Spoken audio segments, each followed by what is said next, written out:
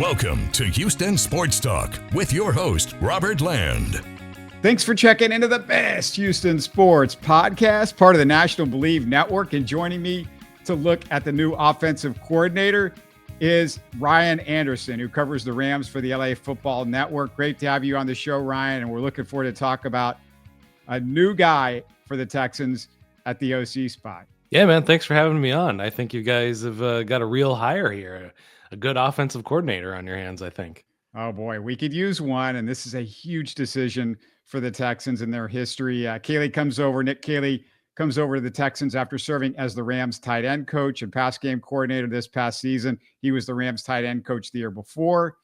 From 2015 to 2022, as I set the scene a little bit, he was the Patriots coaching staff. He was there in various positions, mostly as a tight ends coach. He's got a relationship with Caserio from their time at the Patriots. They also both have ties to John Carroll College. Caley's turned down OC jobs with the Patriots last year and the Jets this year, and that sets it up a little bit. What can you tell us about Caley's work with the Rams, Ryan? What's the word out on him in Los Angeles? Well, I think you start with who's trying to take him away. The Los Angeles Rams coaching staff is poached year in and year out. This is the next one, but the Jets were after him as well. They came after him. He turned them down, didn't want to go with Aaron Glenn. Also turned down a job to go back to the Patriots to be their OC in 2023. So I think you're looking at, those two things. Those are a couple of feathers in his cap for sure to kind of give you those bona fides of who's looking at him. I had a chance to sit with him at training camp this last offseason. The guy has all of the makings of a future head coach. So I don't know how long he's going to stick around, but the guy has this pedigree going back, John Carroll, this institution that's just churning out NFL coaches and GMs and all that stuff, spending time with the New England Patriots. People don't spend time in the New England Patriots building unless they fit in and know what they're doing there. It turns out Rob Gronkowski, working with him. And when I sat down with him, just the energy and the knowledge and he was way overqualified for the position that he was in with the Rams. It's no surprise that people came looking for him. What did he do while he was in the building? Well, this last year, Tyler Higbee, the Rams starting tight end, missed most of the season because he was recovering from an ACL and an MCL injury. They bring in Colby Parkinson, who's not a pass-catching tight end from his history with the Seattle Seahawks. He comes in and he's pretty much integrated as a starter from the jump at the beginning of the season. So he did a fantastic job with him. And then Higbee comes back and kind of changes the Rams offense, turns them into a playoff winning team. So a lot of good stuff there. Yeah, you mentioned the tight ends. That's what is so interesting about Caley's work with the Rams and how that relates to the Texans, because their tight end group this past season couldn't block. They couldn't block anybody. That was part of the issue. It wasn't just the offensive line for Texans fans as they watched this team. And not only were they poor, but Bobby Sloak put them in bad situations, which exacerbated the issues and risked Stroud's health. Many Texans followers felt like it was one of the many issues which led to Stroud getting pummeled this year. What's the Rams tight end group look like under Caley, Ryan? Because it's not just been this year. Like I said, he was the main guy last year. What has he done for that group, and what is the blocking with the Rams tight ends? Because he's got some work to do. Dalton Schultz, not known as a blocker, he struggled. Cade Stover, the Texans' fourth round pick, struggled a lot in his rookie year. So what's he done there? Yeah, I'm going to point back to Colby Parkinson. Colby Parkinson joined this team primarily as a blocker. He wasn't the pass catcher, but you look at what the Rams have in terms of their tackles, which is where the tight ends are really going to be assisting in the blocking game. Rob Havenstein is a fine right tackle. Alaric Jackson is also, in that realm. No, nobody's going to the Hall of Fame from that offensive line right now. You look at all of the motions and all of that fun stuff that the Rams do on offense. A lot of that flows right through the tight ends. And so getting a guy like Colby Parkinson up to speed, even though he is a blocking tight end, within the motions, I think that's really impressive. And looking at, what Bobby Slowick was and wasn't doing for your offense. I mean, you'll have much more to say about this, but I think introducing that, and it really changes the play action game, which I think is something that maybe Slowick was deficient in. But that's where it was seamless, going from Higbee in 2023 to Colby Parkinson in 2024. That seamless transition in that element of the game. I mean, that was priceless for him. Yeah, and I mentioned the O-line, and they also struggled with constant communication issues. So that leads me into, okay, what is so good about Sean McVay's offense? I want to ask you about that, but just speak to the O-line for just a bit. Is that typically a strength under Sean McVay, the offensive line, blocking schemes, that sort of thing, communication? Because it was one stunt after another. Our offensive line could not handle a stunt. It was basically you throw somebody into some twist and somebody was going to get missed and Stroud was going to get hit, and it was a disaster. So what is the O-line under a Sean McVay offense? Well, they went under a gigantic overhaul. They brought in Jonah Jackson from Detroit, drafted Steve Avila. They intended to play Steve Avila at center and Jonah Jackson at left guard. That did not end up working out. They ended up starting a 6th-round center, Bo Limmer. It was a struggle. That the middle of that line really struggled. What Sean McVay offers in terms of the offensive line is he makes it a bit easier for them, takes the pressure off of them quite a bit. Stafford definitely helps in that realm. CJ Stroud is going to be fantastic in kind of a McVay offense because it's just a bit easier with the reads, the motion, some of the trickery. Takes some of the pressure off of the offensive line. So I think you've got that to look forward to. The Rams offensive line was kind of a mess. Stafford got hit a lot, similar to what you were saying about the stunts and the twists. That was, if, you move your edge into the interior, that was just kind of a kryptonite for the Rams this year. So I don't want to say that's going to follow Nick Caley to the Texans. But there's tons in that offense that takes pressure off of the quarterback, makes the reads a lot easier. Before this overhaul, you look at the Rams offensive line outside of Andrew Whitworth, there's not a lot of talent or investment that they've offered at that position. They made a big switch because they wanted to change how the running game. They went from, outside zone to more of a gap scheme running game. But given the fact that they had a second-year left guard, a rookie center, I think they operated commendably for what they had offered to him. Yeah, that's going to be big. I mean, to see what he does with the offensive line here. And also, there's a lot more expectation with this offensive line. It sounds like it was with the Rams.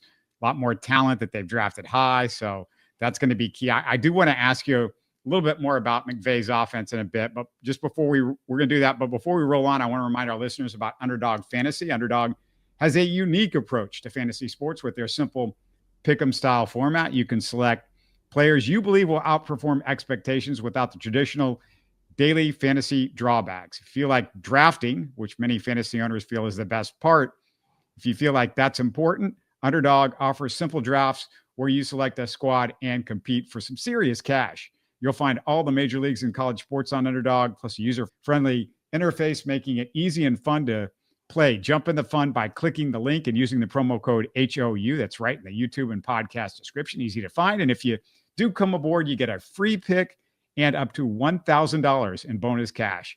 So a free pick, $1,000 in bonus cash, not a bad deal. So go check out Underdog and download their really cool app to your favorite mobile device.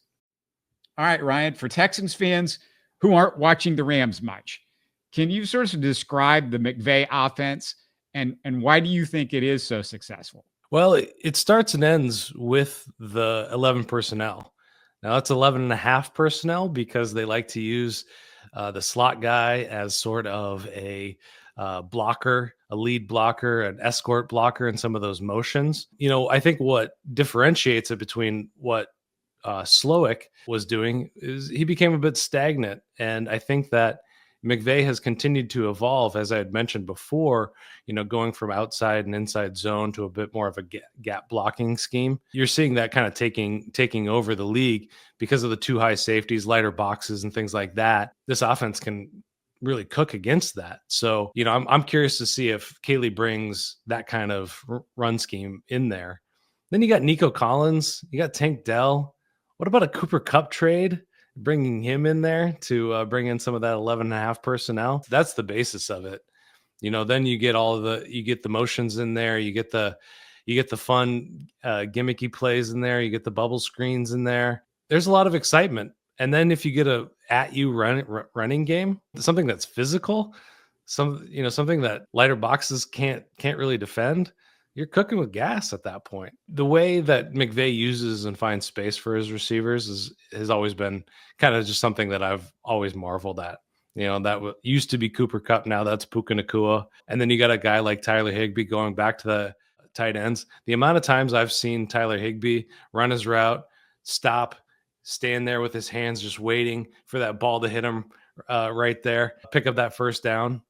It's just a methodical offense that it incorporates deep, explosive passing game. The Houston Texans have so much of the makings for that. McVay just seems to turn out these guys off of his coaching tree here. And can you remind us, if you would, about a couple of the success stories from McVay? And do you understand a little bit why he's had so much success as far as turning out these guys? Is he hiring the right guys, or is it more about just he's so brilliant that everybody thinks, well, it's it's a McVay coach, so he's going to go on and do success? What percentage of it do you think is he of each? His hiring practices is what I got to point to. They don't really promote from within. Chris Shula on the defensive side even was the first defensive coordinator that was promoted from within. He's always bringing in new ideas. He's always looking for people that are smarter than him. That's why he brought in Brandon Staley. Now, I understand Brandon Staley is probably not the most prestigious name at this point, but he did turn the Rams defense into the number one defense the year that he was in charge of it. I think the hiring process is where it all starts. He's always looking for talent. Caley is that guy. He was overqualified to be a tight ends coach, hung around to learn what he could from McVay, but it's just one of those examples of he's always looking to hire people. Liam Cohen came in 2022, not a great year for the Rams. He's now head coach Jacksonville. If you want to talk about success stories, you're looking at Matt LaFleur in Green Bay. You're looking at Zach Taylor in Cincinnati, Kevin O'Connell, Minnesota Vikings, like some of the most explosive and exciting offenses in the league this last year. What Liam Cohen did with Baker Mayfield, it's just incredible. He's looking for smart minds. He's looking to learn, I think, which is what sets him apart from a lot of head coaches. A lot of head coaches don't bring in people that are smarter than him in certain aspects. So I think as brilliant as McVay is in terms of just a pure offensive mind, where he's truly special has been just putting his pride aside and just bringing in guy after guy after guy. I mean, you look at the tree and it's permeated all over. I mentioned 4 or 5, but there's probably a couple more out there that I'm forgetting. Yeah, that's an unbelievable list. I mean, just incredible. So much success there. And you mentioned Cooper Kupp. We've talked about him a couple of times already. The Texans fans, they're talking about it. They've got an eye on Cooper Kupp. I don't know what's going to happen there because the Texans have no cap room. So I don't know how they get a Cooper Kupp in the building and pay him. I just don't know. What do you think is going to happen with Cooper Kupp? Do they find a trade partner? Did they end up just letting him go? Is somebody going to pay the money or be able to handle the contract that comes with Kupp right now? One of the big reasons they wanted to move on from Kupp was because his contract was not commensurate with the skill level that they felt he was going to have going forward. So I'll just put that out right away. I don't think he's a number one receiver anymore. In your building, he won't have to be. Word on the street is the Rams are going to have to absorb some of his contract 7.5 million is kind of the figure that I'm seeing. What does that leave? What does that leave for whoever trades for him? I'd have to double check on that one. If they get a trade deal done, they're going to save 12.5 million from their cap. So I'm sorry, I don't have that right off the top of my head, but definitely a big contract. Not the top contract among wide receivers at all, but certainly, up there. But I do think, Kupp has enough cachet in the league, and he brings a whole bunch of intangibles to teams. He's an incredible coach. If you talk to Puka Nacua points to Cooper Kupp as a mentor, as this guy that got him ready to be a professional and, set him up for success as a mentor and as a teacher and as a coach. You got a young squad, some good teaching opportunities on your team. So I think he absolutely has plenty of trade options. I don't think the Rams are going to garner much. I don't think it's going to take a lot to get him to trade. They wanted a second before the trade deadline during the season. Cooper Kupp's trade values plummeted, though. There were games that he didn't make one single catch. He did not look fantastic late in the year. That said, he made some pretty phenomenal catches in that short stretch. So I think a deal does get done. It's not going to take a lot. I think landing in a place where there is a familiar face, it will be important for Cooper Kupp just because they know how to utilize him. There are some teams that won't know how to use Cooper Kupp. If he ends up on the Steelers or Arthur Smith, I worry about that a little bit, ending up in Cleveland or something like that. But I think, with a familiar face, knows what to do with him, I think he's got plenty to offer. Yeah, I can't see it. I keep looking at the Texans cap space and who they have on their roster. And people are saying, well, what if you deal one of these guys out? And I don't know who that guy is. I don't know who would make sense to go back for Cooper Kupp from the Texans roster. The other thing is, this is what I wanted to ask you about. He's missed about 18 games over the last 3 years. He's consistently missing a lot of games. The Texans have gone through this with their last 3 receivers. Like, this has been an issue. Nico seems to get hurt every year, misses a few games. Tank Dell, I don't even know if he's going to be back next year. He everything in his leg sort of blew up on that play against Kansas City. It's going to be a miracle if he gets back, much less gets back, period, in the NFL. We all kind of wonder that. So I think that's the issue also with Kupp is, how's his health and can he get through a season? Can he play 17 games in a year anymore? Yeah, my doubts there as well. That's definitely hard to say. If I was a betting man, I would not put any money on him doing all 17. I don't think he should be brought onto a team to be a number one receiver. He isn't what he used to be. He's over the 30 hill now, so it's not going to get better. I'm not going to paint a rosy picture for it, but I think he's got some reps left in him. I think he got some good catches in him. The things that made him truly a special receiver, I think some of those things are gone. You look at the way the Rams used to use him, how they used him this last season. It looks a lot different. You're not seeing those bubble screens. You're not seeing the bunch formations that he was used in, catching the ball behind. The really telling stat there was his yards after the catch this last season, or it was the lowest yards after the catch per reception of his career. And part of that just because they weren't using him as a pass catcher behind the line of scrimmage or near the line of scrimmage, just because of the toll on his body. With all you said about your wide receiver room, it might not be the ideal spot. He's not going to be the number one receiver. That's the long and short of it. So if a team is looking for him to be that, they're mistaken. He's not going to go the distance. He's going to get banged up at some point during the season.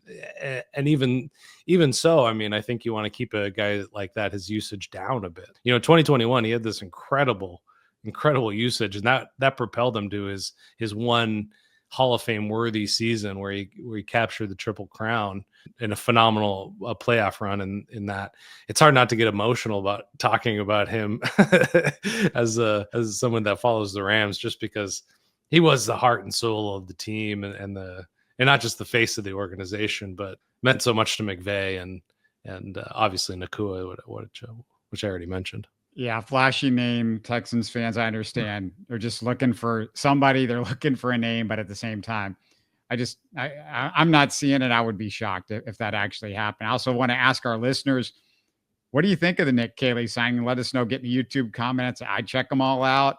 Please be kind. Don't come after me too hard if you disagree with me. Hey, if you want to co-host with me, I'm looking for candidates right now. My co-host recently had to move on. So if you enjoy Rockets, Texans, Astros, Cougars, you follow all that stuff. Just reach out on social media or through my email, HoustonSportsTalkPodcast@gmail.com. And if you're a new fan of the show, please support us. Easy to do. Subscribe on YouTube and on your favorite podcast app. Ryan, go ahead and tell us what you've got going on over there at the LA Football Network and how can everybody follow your content? Well, I'm sure your listeners aren't terribly interested in the Chargers or the Rams, but we cover both teams. We also cover USC and UCLA. So if you got any college football fans out there, we got that covered for you. We just started coverage for Dodgers, Lakers, Clippers. So if there are any Houston fans of those teams, definitely check us out. We've got podcasts, we've got written content, just taking care of the Southland here in California. Yeah, there's some exiled people in Houston for sure from California over the last few years with the pandemic. We added, I'm sure, a lot of Californians and a lot of Southern Californians as well. It's RL Anderson LAFB.